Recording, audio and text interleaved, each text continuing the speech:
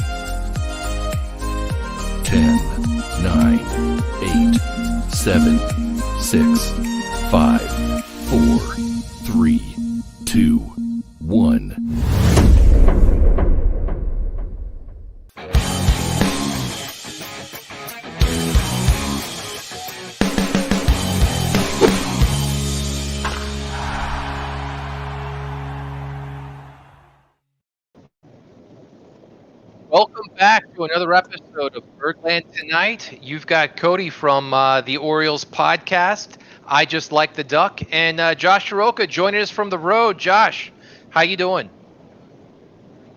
Hey, I'm doing all right. I am driving up 95, heading up to the Outer Banks. So if my audio sucks or anything, just tell me to hang up and you take over.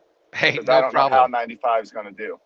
So it was kind of interesting. We actually, with you on the road, you listened to a completely different broadcast than most of us watching the TV broadcast of Kevin Brown and Ben McDonald. I know for some folks that would have been a welcome change, but how was it? How was the old radio broadcast? So I forced myself to listen to the radio broadcast. At many times, I wanted to just go to the MLB app and switch over to the video stream, because Melanie Newman cannot paint a picture. She cannot help me to vision what's going on in the game. Then you get Jeff Arnold every other inning, and I like Jeff. Jeff does a good job. Jeff's a good friend. He's always been good to Birdland Tonight, been good to Section 336. I like Jeff. He does a great job. But Melanie Newman cannot paint a picture. She's great at the little stuff like, hey, let me tell you about Tanner Scott getting engaged over the All-Star break or whatever. But I don't care about that. I want to know when that pop fly was hit over to the first baseman, was it even fair? Was there a chance for it to be caught? Stuff like that she cannot help me with. This is Melanie's rookie season, I think. So probably a little bit of growing pains. But we'll see. Yeah. To be fair, it's a little bit, it's a little bit different than listening to Kevin Brown quiz Ben McDonald regarding how many times he had to play with a black eye and could he pitch? Did he ever bat with it? So all sorts of kind of, endless entertainment that you get from a typical Kevin Brown podcast game broadcast. Which tonight's game was perfect game for that because it's a crap game. The Orioles were out of it pretty much most of the game. So that's when you want that type of stuff. So all right. The good thing for Melanie is no one listens to the Orioles broadcast. But they really I also wonder, did she broadcast other games anywhere before the Orioles?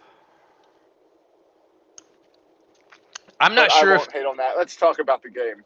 Do broadcasters have baseball cards? If they don't, I think that would be fun to see. Like, what were her minor league credentials? Something like that. That'd be. Yeah. Broadcasters should be on trading cards. Well, I know Jeff Arnold's background. I know how he got to this, and that's exciting. I know Adam Pohl's background, and I know that he kind of did not get this position that he was going for. So he's still doing things with Philly. I know these guys, and I've followed their careers through.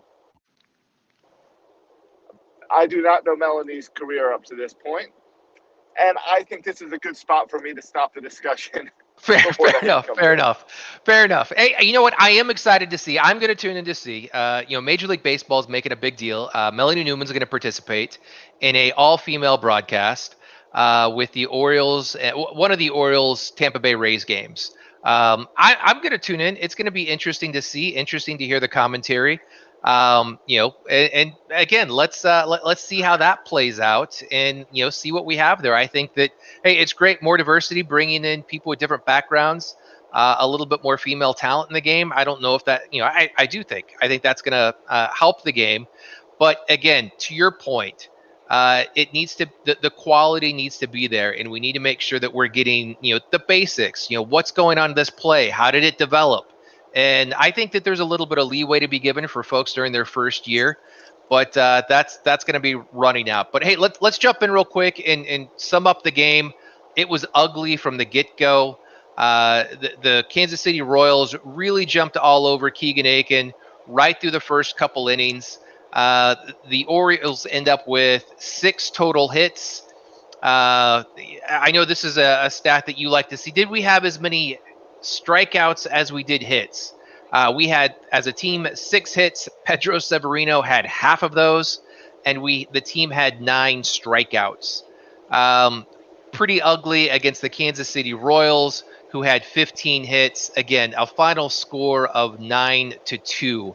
I thought it was interesting. Cedric Mullins was credited with his all-star. Cedric Mullins was credited with his second error of the year, a throwing error that was completely off target to the cutoff man, and I think probably cost us an out and a run there.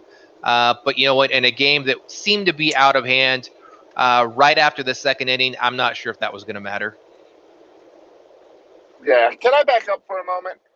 Yeah. How did we get to this point that after the All-Star break, we come out of the All-Star break and Keegan Aiken is our starting pitcher? Not only is Keegan Aiken our starting pitcher, I feel like the organization has no idea who's going to be pitching even tomorrow. Right. They keep saying maybe Lopez. What happened to John Means? He's pitched rehab, at least 2 rehab games that I know of in the minors. I think his last rehab game. I think he pitched in Norfolk, if I recall correctly.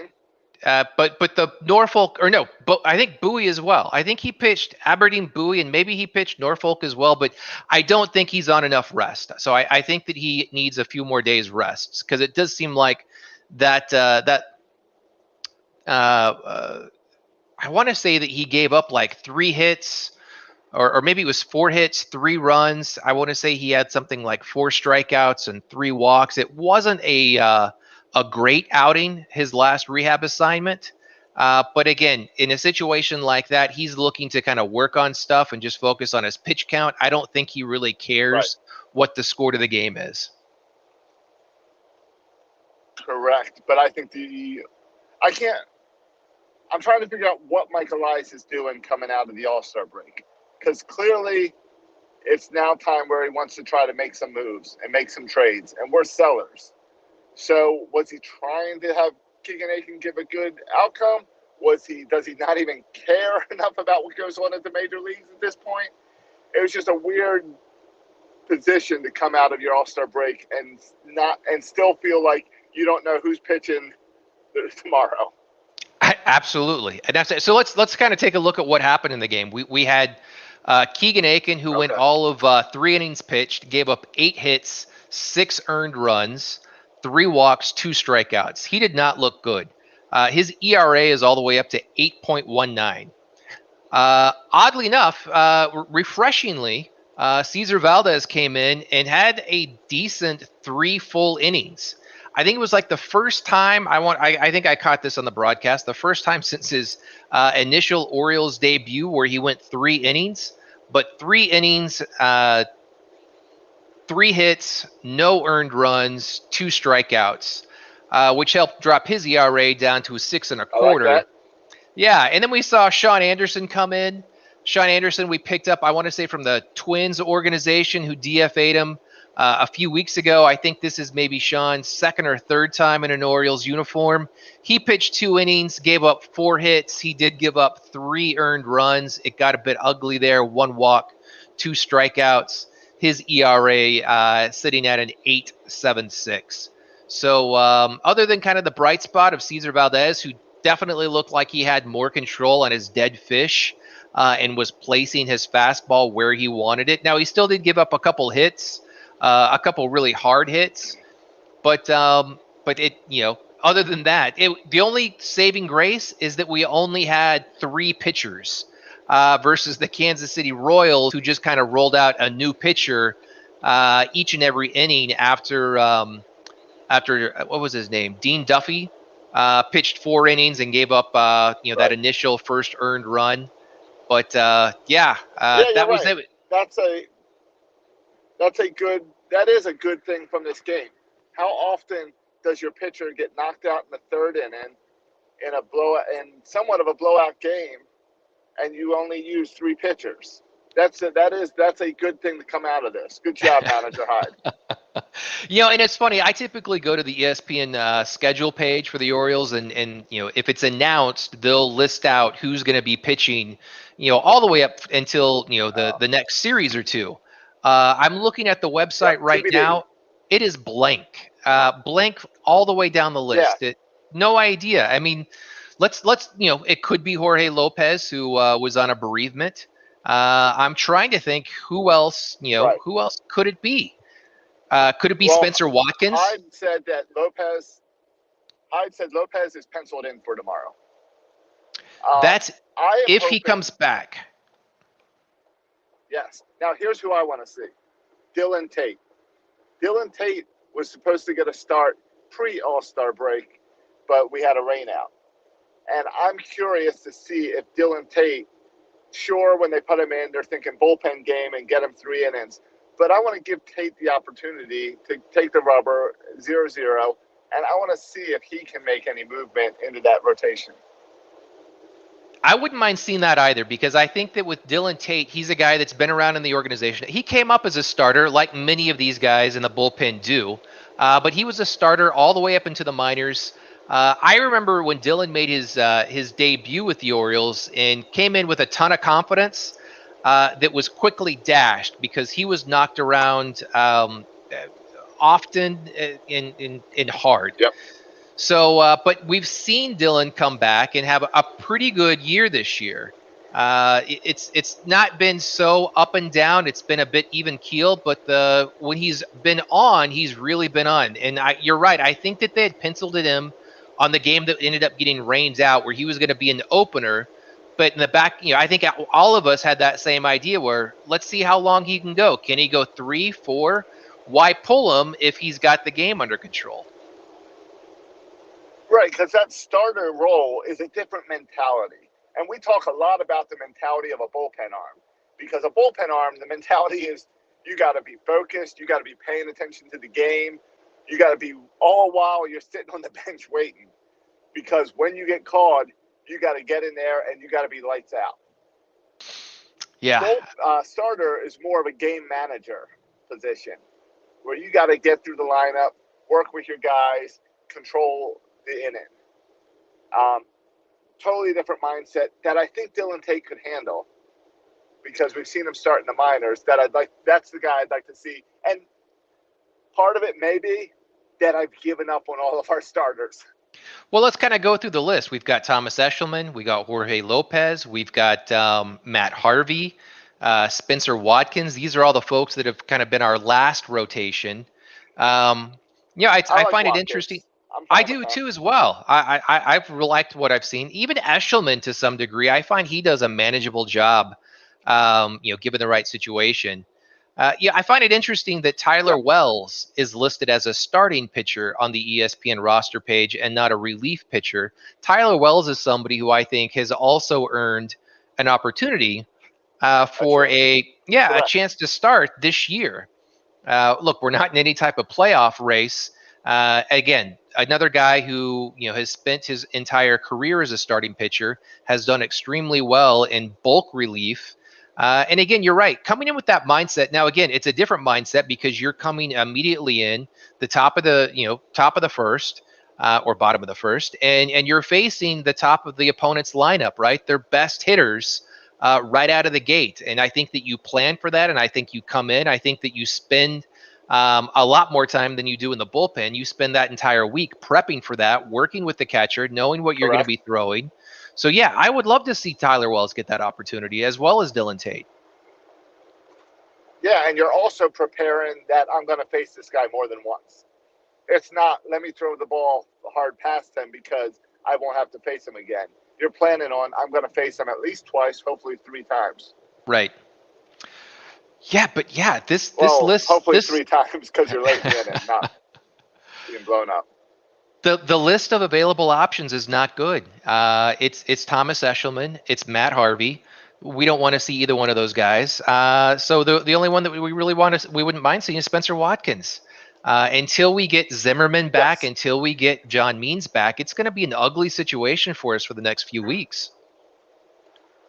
Yeah, and here's why I think Aiken got the start today, to back off. Now that we're past the halfway point, we're past the draft, we're past the All-Star game, we really need to figure out if we have anyone besides John Means that can be in this rotation next year. So, because right now, I don't see anyone. No one has shown me that they deserve to be in the 2022 rotation. Ooh, you're right. And I was just trying to take a peek and see who pitched tonight down in Norfolk. It looks like they had Kyle Bradish as kind of an opener role, who pitched 1 2/3 innings, got hit around, 4 hits, 5 earned runs. That's not great for Kyle Bradish, one of the guys that I think we were all counting on seeing this year. Right. They ended up kind of having a bullpen day. Looks like Sean Armstrong ended up getting tagged with the loss for that. But it did look like Blaine Knight came in and had a really nice inning and a third, actually, just giving up 2 hits, striking out 1. But he's got a great ERA of under 1. Yeah, but you're also pointing out the fact that there's not a whole lot of excitement in Norfolk either, as far as the rotation and pitching.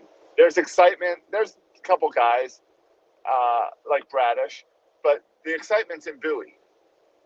And I don't know. Maybe you take that jump next year. I think that's going to be based on the CBA. I think the CBA negotiations in the offseason could affect how quickly you bring people up.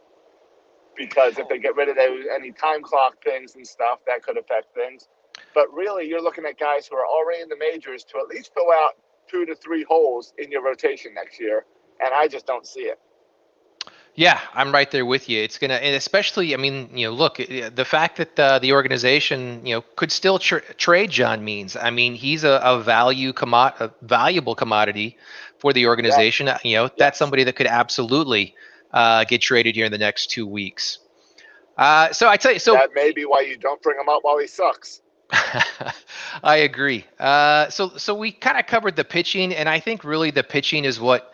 Anytime you give up 9 runs, especially when you give up 6 runs so early on, I just hate that we're a team that just cannot come back from that. I mean, I'm not sure if they mentioned it, but did you see the score to the Nationals Padres game? I did not. So it's just one of those. It just kind of shows you the difference from an organizational perspective on where organizations like the Nationals and Padres are versus somebody like the Orioles. Let me just kind of pull this up here, see if it's actually ended. Well, they are both further ahead of us in any type of rebuild. 24-8. The Padres score 24 runs off of 22 hits. I do think that somebody in the game had a hit for the cycle, but to be fair, the Who Nationals. Pitched for the Nationals? Let's see. The loss goes to Eric Fetty. I'm not sure if he actually started the game or not. No, he was actually a relief pitcher. So let me see if I can pull that up and see who started the game. But you know what? Nats got that World Series 2 years ago. So those fans are still living off that. Absolutely. Now, here's one of the comments that I made. Of course, when I made my tweet comment in a group chat, I misspelled it or repeated the same word twice. But I feel like the Royals are everything that the Orioles organization would like to be. Same type of small market team. They've kind of got a big brother next door in the St. Louis Cardinals, kind of living in their shadow. Yet the Royals seem to be working through their rebuild in a much cleaner fashion. It's not so much as a long drawn out rebuild as it is kind of a quick reset. I mean, they went out and traded for Andrew Benintendi. They seem to be playing, kind of a 500 type season that is typically par for the course for them with the occasional playoff run. And that's something that I see that the Orioles really want to be. Do you have any thoughts on that? Yeah, and that's where you'll see. I hate this comparison. Baltimore Oriole fans do this comparison all the time, and I hate it because it's different. But this is the whole argument of the Orioles need to be like the Ravens, where every year they're in it, and if things click, they're making the push in the playoffs. But every year they're competitive and into it. And that is, I hate the comparison because the sports are completely different. Yeah. But that is what you want to be. You want to be the team that can be in the conversation every year. That if things click, if a pitcher gets hot, that's enough to bump us into the playoffs. That's what you got to be as a small market team. The Royals, I don't know. I don't feel like the Royals ever went through a real rebuild, and they seem to be very similar to the Red Sox, as in they'll be like great one year, next year at the bottom, then the next year they come back up. They're a weird team where I don't know. I'd have to look at where their farm system is because it never feels like they're bringing up like homegrown talent. It seems like they just make acquisitions, and I don't think that. I think the Orioles really screwed by being in the AL East, and I think it sounds like an excuse when I say that, but I think it's a different mentality. When you look at the fact that the Orioles have the hardest schedule in Major League Baseball this year than they pretty much do every year. They've played 11 games so far this season against teams that are not above 500. That's Right. ridiculous. And that's going to make it much harder to make a quick turnaround because you're going to have to be like the Yankees and the Red Sox, who every year can be in there. Now, they do it by spending money. The Orioles are going to have to make sure that every year their farm system's ready so that when Adley Rutschman is done and demands too much money, so he has to leave Baltimore, that we have another catcher ready to go, another star player. And that's going to be really tough. And that's why Mike Elias keeps talking about the long-term plans for the farm system, that it's not just about 2023.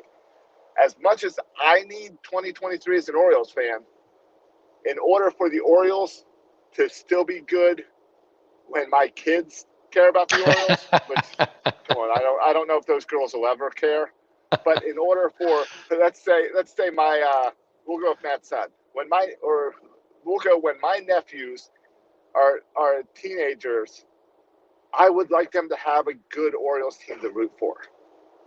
We're talking 10 years down the road. 10 years down. 10 years down the road is what you're looking at. Now, is that just from a fan's perspective, though? That's because you're right. I actually believe that when Mike Elias sits down with the Angelos families and they kind of write everything out, they're looking at things in that 7, 8, 9, 10-year type environment. And I just wonder, like, is that where we're at in baseball? Is that a reflection of the game that, we were in such a sad state that, that's how far we have to go until we're playing competitive baseball? No. We're going to be playing competitive baseball in 2023. No question. I think we're even going to be somewhat competitive in 2022. But it's all about the long-term longevity. And right. I think the new CBA is going to have a good amount to say about that. But when I think about my life as an Oriole fan, I think back of I had 1989 where the Orioles were a lot of fun to watch. I had a few years in the 90s, 97 where the Orioles made the playoff push. I have 2012. I have 2014. And that's about it. I was 3 years old last time the Orioles won a World Series. Fair. I need a World Series for myself, but I don't want my nephews to have to go through what I went through with the 14 years of losing. And the 14 years of losing got us to the point that when we saw things start to click in 2012, which, if you remember back then, we weren't planning on 2012 being right. this special year. We saw through all 14 years, we talked about the cavalry coming, and we saw guys coming, but we didn't expect it all to click in 2012. Once it did, we sold the farm system out for 4 years, trying to take that flash, that click, and push it to the next level, and push it to the next level. And it made for some fun memories. None of us will trade the Delman Young double game for anything. Great memory. But it didn't. We traded everything for that World Series, and we never got it. And that put us in the farm system situation that we're in today. Fair. So, I want to come back to that, but let's take a look at where we're at right now for the rest of this year. I just wanted to pull up and make sure that I got our, so we're at 28 and 62. I haven't worked the numbers, but I'm sure we're pretty close to, on track for 100 loss season even. What expectations can we have? Oh, we'll get that. Yeah. So what do we have to look forward to for the rest of the season? I mean, are we looking at, hey, who can we trade off in the next 2 weeks in order to kind of get some prospects? Is that the biggest thing that we can hope for? Can we hope that they'll bring in some fresh talent, somebody else from AAA, or even call up a few guys from Bowie and see what those guys can do? What do you want to see for this second half of the season? I assume that everybody has just written this season off, right? We're not coming back.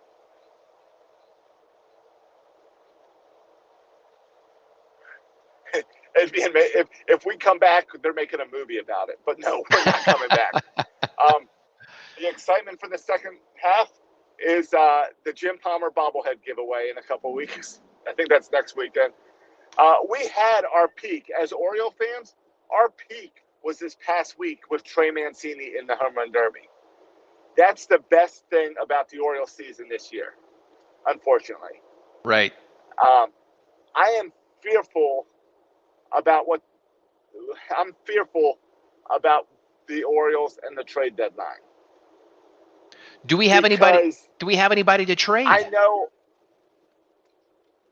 Yeah, we have Cedric Mullins. We have Trey Mancini. And John Means. And here's why I'm fearful. And John Means. And me, as a diehard Oriole fan who's been with them forever, I can justify trading any of these guys. I understand it. I can see it. I can make a case for trading any of them. We have a lot of people who are going to freak out as Oriole fans if any of these guys get traded, no matter what the return is. Yeah, I agree. Especially when you see guys that have kind of come up. I mean, the three guys, the three M's, Means, Mullins, and Mancini are all drafted Orioles, right? They're all guys that came up in the organization. And anytime you've kind of invested time watching these guys, and especially guys that have stories like Trey Mancini does, and Trey Mancini's been a big leaguer for several years now. He really has become, the face of the franchise. You almost feel bad for the guy. I mean, he says all the right things, but would he rather be playing, with an organization that's going to have a chance at the playoffs, before he hits retirement age? I don't know if that's in the cards for Trey. Yeah. Well, let's just say I'm pretty sure that Trey is renting, not buying currently his home in Maryland. Yeah, I think you're right. as Oriole fans, it would crush Oriole fans to lose any of these guys. But in the Orioles' position as sellers, all of these guys would be traded to teams who are making the playoff push. So that's exciting for those players. I know it's hard for Orioles fans because, to be quite honest, we are so emotional. But let's take emotion out of it for a second. Trey Mancini and Ryan Mountcastle are essentially the same person. They're the same baseball player. They're both splitting time between first base and DH. The only difference is that occasionally when we play in a National League ballpark, we'll trout Ryan Mountcastle out to left field and just hope nobody hits it out there. But they're essentially playing, the exact same spot and performing almost identically. They're both power hitters, both right-handed power hitters. We don't need both of them. So if we're not going to sell Mancini, is there a chance that we might sell Mountcastle? No, I think you just made the point to trade Mancini. Mancini's older. He's gonna be more expensive very soon. Mountcastle's still a rookie. He had an amazing June. We haven't seen the ceiling of Mountcastle yet. Some may argue that we've seen the ceiling of Mancini, that we know with Mancini what we got. That if I can put Mountcastle every day at first base, I'm comfortable with that. Yep, I agree. And looking at our roster, there's a couple of these guys. Are we going to see DJ Stewart back in the outfield again?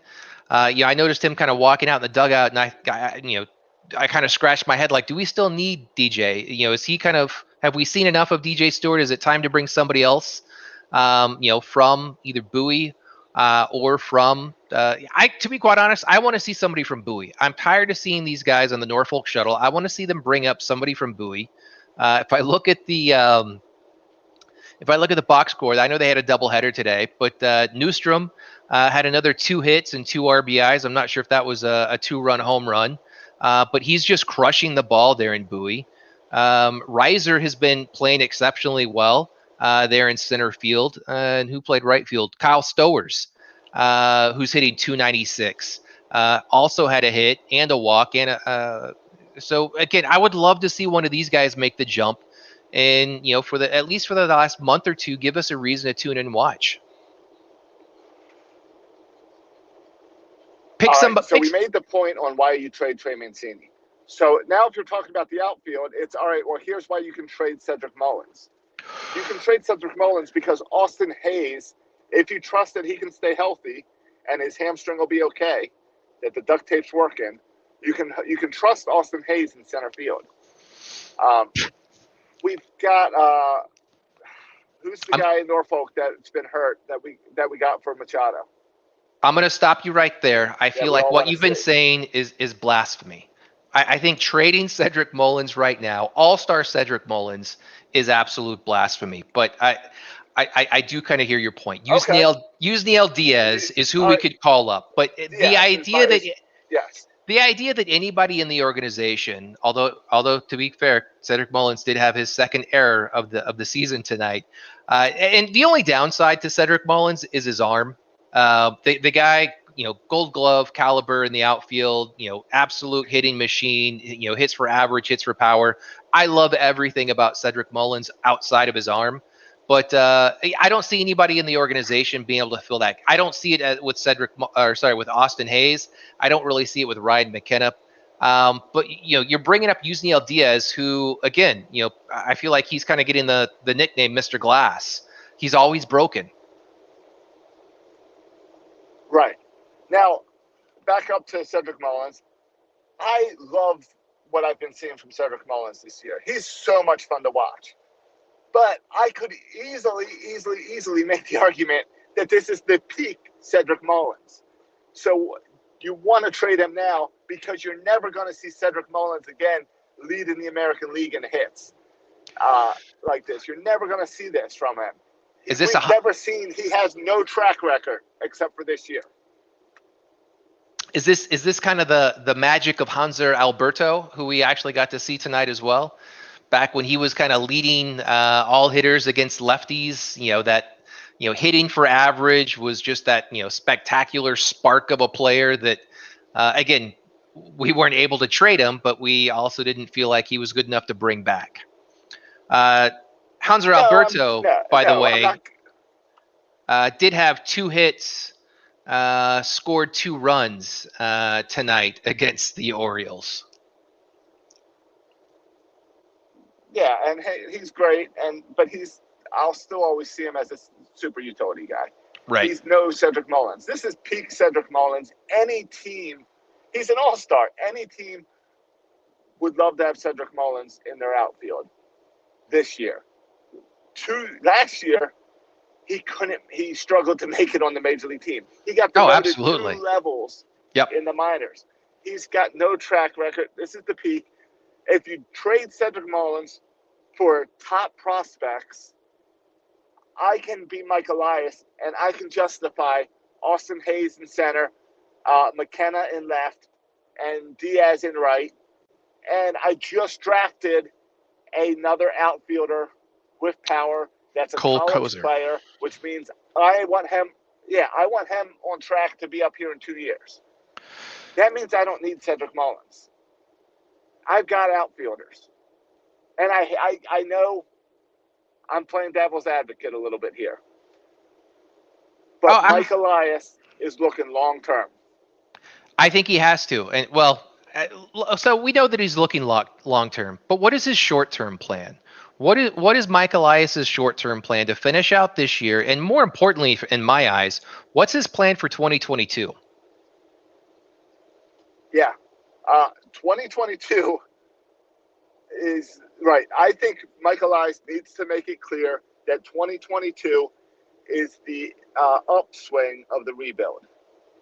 And I think that I was very excited to see Mike Elias go after and bring it and draft a bunch of college players, because I thought that was real talent. If you draft high school players, you're laying out the rebuild another 5 years. I agree. College players are way closer. And so that was telling to me that Mike Elias understands the timetable. I think 2021 was supposed to be the start of the upswing. I think they're using 2020 and not having a real season as kind of an excuse. The Kjerstad setback hurts, and that's going to be used as an excuse. But I think 2022, you have to start to show something that you're working on the upswing. Yeah. I'm trying to remember who did we draft after Heston Kjerstad that was also kind of a first round pick. Gunnar Henderson. Was Gunnar right after that? Or was Gunnar Adley's year? I don't remember. Yep. I think Gunnar was Adley's year. Jordan Westberg was the shortstop out of Mississippi State, was drafted late in that first round in the compensatory pick. And then we had who I noticed now pops up on the top Orioles prospect, Hudson Haskin. The outfielder out of Tulane is now in the top 100 for the Orioles prospect list, and I'm wondering again. This is a kid that, as I'm reading here, was signed for a little over $2 million. But again, a 4-year college player, somebody that you expect to see if not this year up in Bowie, definitely next year, and then ready in 2023 as a possible outfielder. Again, remember we only had five guys drafted. I'm looking through the list, no other outfields. We also didn't have. We seemed really weak on pitching. I was actually going back looking at a lot of the previous drafts, and that's definitely a differentiating strategy between Mike Elias and Dan Duquette. Dan Duquette went heavy on pitchers. And Pocket Watch is pointing out about Elias passing on Rocker. So it's a good time to talk about this draft. I have no problem with passing on Rocker. I thought who they drafted made a whole lot of sense for the position that they were in. I think that the step I think a pitcher to the majors is way more of a risky move. Whether you're drafting in high school or college, it's way riskier. Just for the growth and strength and the jump for pitchers to the majors is way harder. And that doesn't even bring into account injuries and how much more injuries you got to deal with. So I like Mike Elias's role of, if I have too many good outfielders, I can trade them for pitchers. I agree. And when I look through the Orioles' top prospects, there's plenty of pitchers there. Obviously, we got Grayson Rodriguez and DL Hall. Right down the list at number 7 is Michael Baumann. I think he actually pitched in Bowie today. If I go back and look, and actually pitched extremely well. 6 innings, gave up 4 hits, 2 earned runs, 8 strikeouts. So that's extremely comforting to see Michael Baumann pitch so well. Again, I'm looking for guys to make the jump from Bowie to Baltimore. Who else do we have on this list behind Mike Baumann? We've got Zach Lothar, who we've seen a little bit. I don't know if we've seen enough of Zach Lothar yet, but again, these are, he's in that group of pitchers along with Alex Wells, who we thought we'd see a little bit more of. And maybe we will. Maybe we're going to start seeing Zach Lothar, Alex Wells, and I feel like there was one more name that everybody had kind of thought that we'd see.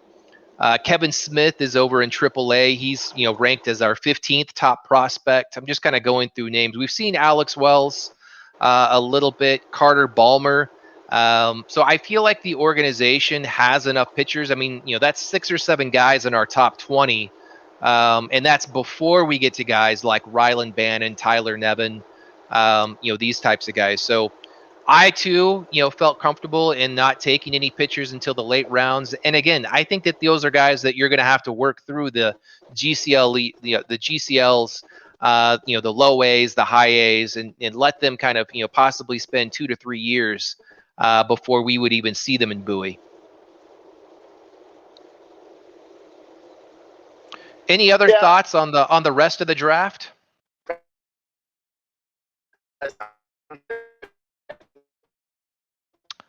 I feel like this is the time in the podcast where we start to lose Josh a little bit as he drives through the Outer Banks. Maybe he's still there, but I'll just talk over him for a little bit until he jumps back. But we did get Connor Norby.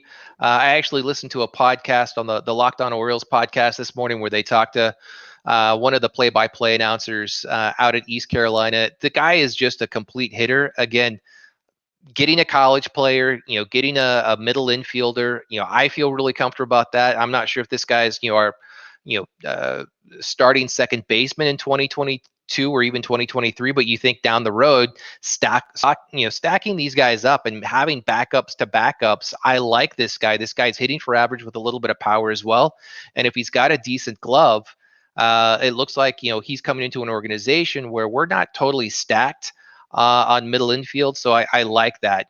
Looks like we also picked up at the end of the second round Reed Trimble out of Southern Mississippi, an outfielder. Again, it says here, in the MLB draft tracker, it says that he was a sophomore, but it's interesting because it says a 4-year sophomore. I assume that means he went to a 4-year college and he completed his sophomore year. So it's not like he's that right in between, right? He didn't play 4 years of college like we've seen from guys in the past, like Adley Rutschman. But even the 2 picks before, Colton Cowser and Connor Norby, they had 3 years, so they were juniors when they got drafted. So it gives you kind of an indication of where they sit next to somebody that might be a high school senior, for example.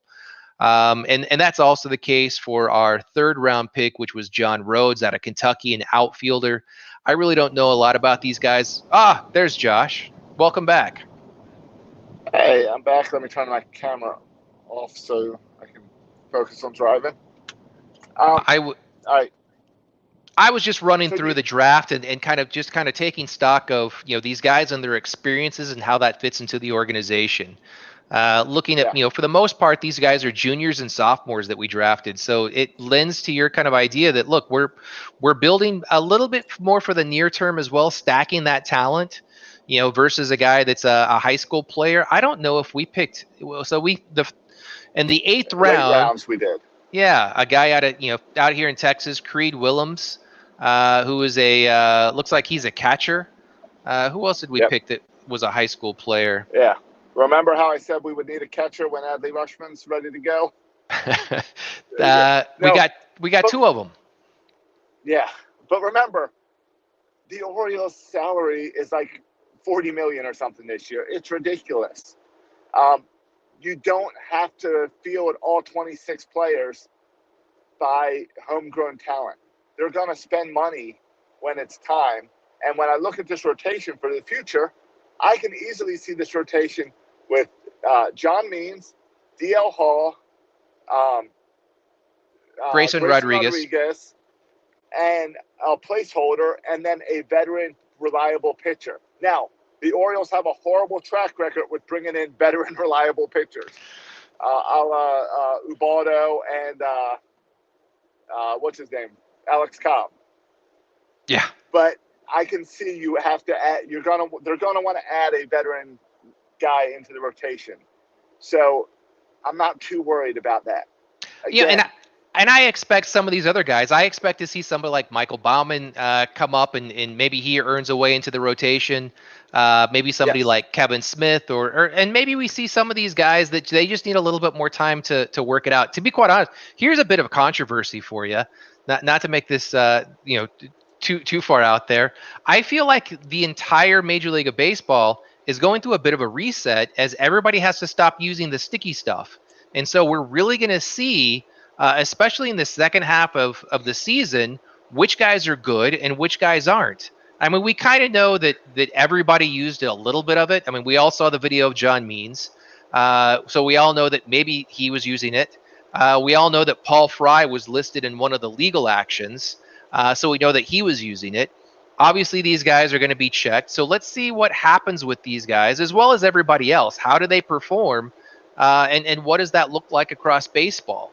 Are we going to see games like the Padres and more games like the Padres and the Nationals and scores of 24-8? Seems like everybody is able to hit the non-sticky ball except for the Orioles.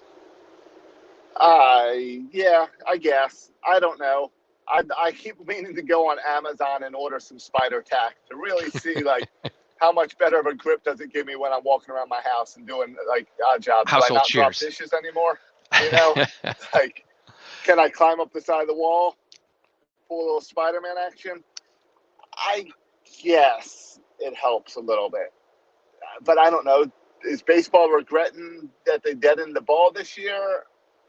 I don't know. I hate that baseball made these changes mid-season. I don't think that's fair to pitchers.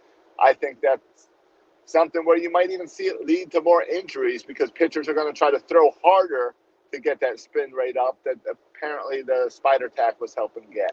Well, and we saw that tonight. We saw both Austin Hayes and Cedric Mullins both get hit by pitches tonight. Unfortunately, they neither one of them were driven in as runs, but we did see that happen out there tonight. I'm not sure if that was a situation where the ball just slipped, and maybe it wouldn't if the pitcher had some type of tact in his hand. Yeah. Which reminds me, as you're talking about control, I wouldn't be too surprised to see if the Orioles trade Tanner Scott right now either. Because he's still throwing the ball hard. He's showing flashes enough that I could see you're not going to get a great return, but I could see another team being interested in him. Yeah, I'm the same way. I think that everybody had assumed that Paul Fry was on the trading block and the Orioles would trade away Paul. And Paul had a great, I think, beginning of this year, but has not played all that well, within the past probably 2 months. So I'm not exactly sure what we could get. And again, I feel like if you're not going to get a prospect back, then is it going to be another kind of situation where we're trading away guys like Richard Blyer and it's just for players to be named later? I feel like we're really actually hurting from last year when we traded away our entire bullpen: Richard Blyer, Michael Givens, Miguel Castro. We also throw in Tommy Milone. I could care less about Tommy Milone. But I think those three guys were really hurting this year and not having that, that veteran presence in the bullpen. Yeah, and speaking of that, that goes back to your comments about how does this second half go for the Orioles as far as a management organization style and preparing for the future. At what point do you just stop letting Matt Harvey pitch? You're not going to be able to trade him. He's shown flashes, but really he's just an inning eater.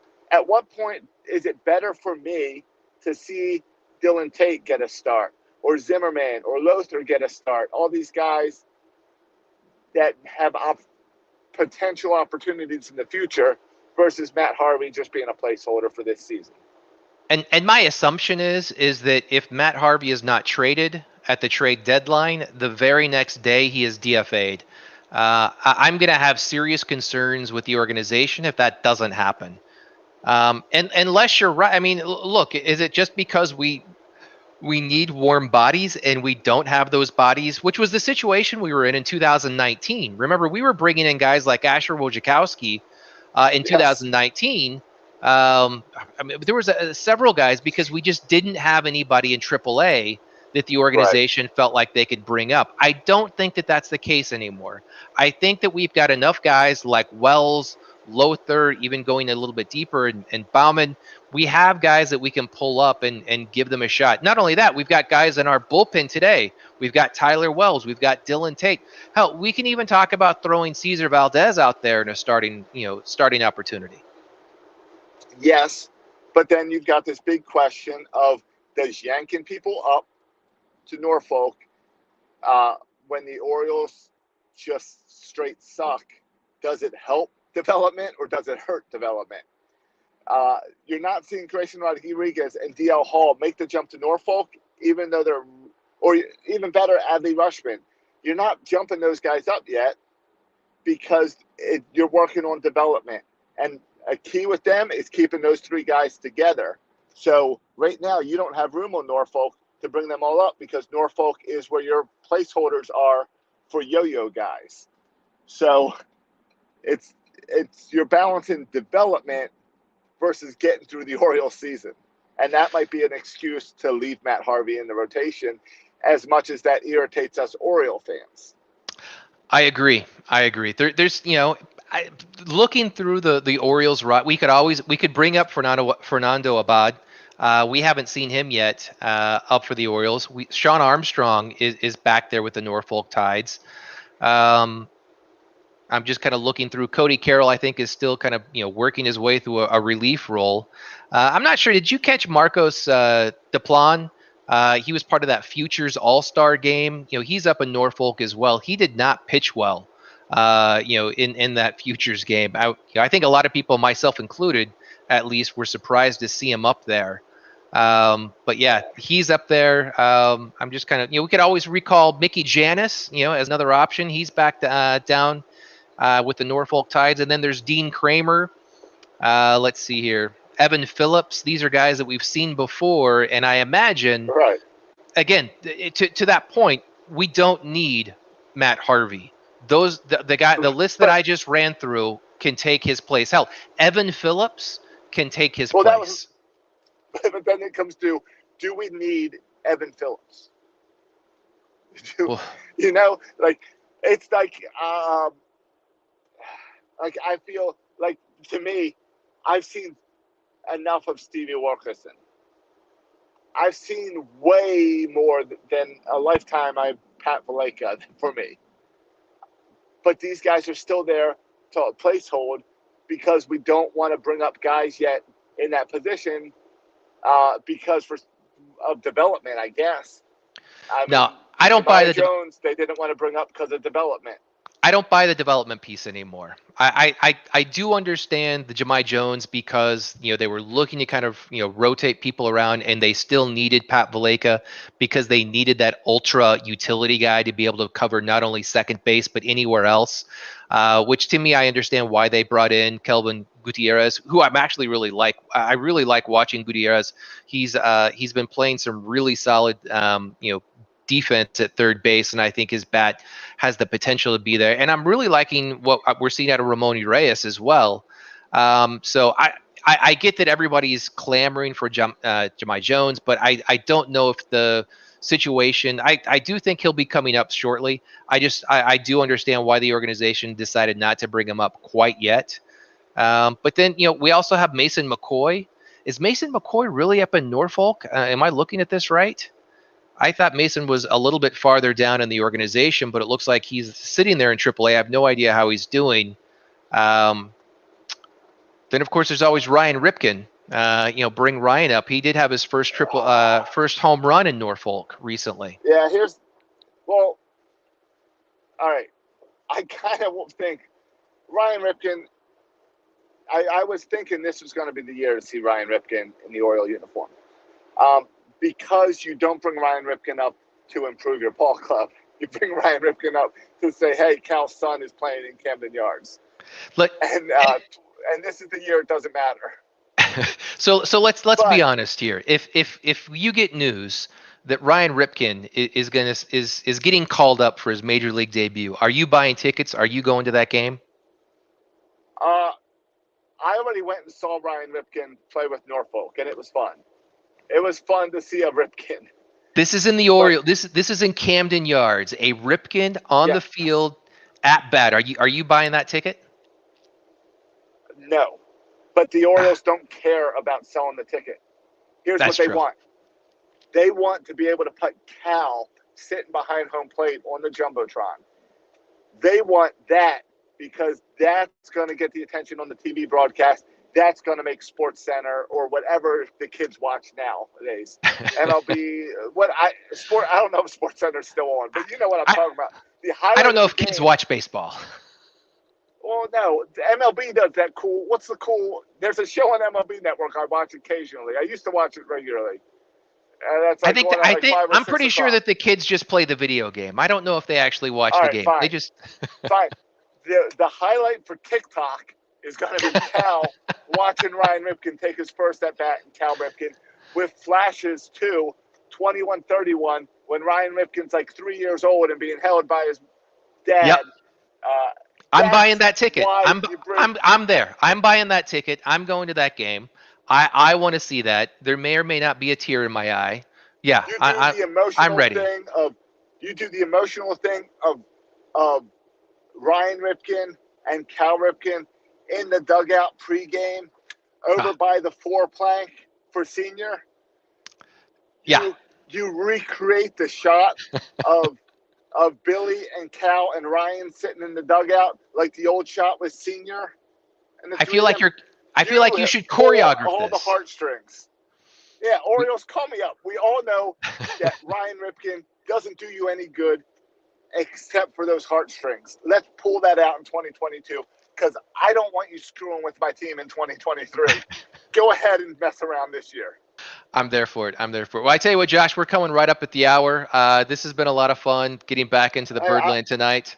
Even though it wasn't a great game. 6 more hours to drive. You sure you don't want to keep going? I do not have 6 more hours to stay up, but I appreciate the offer. I'll be pulling over soon. All right. But hey, everybody. Thank you. Yeah. Thanks for joining us. Hopefully you'll see more of us more often, especially if the Orioles get on a run. All right. Good night, folks. See ya.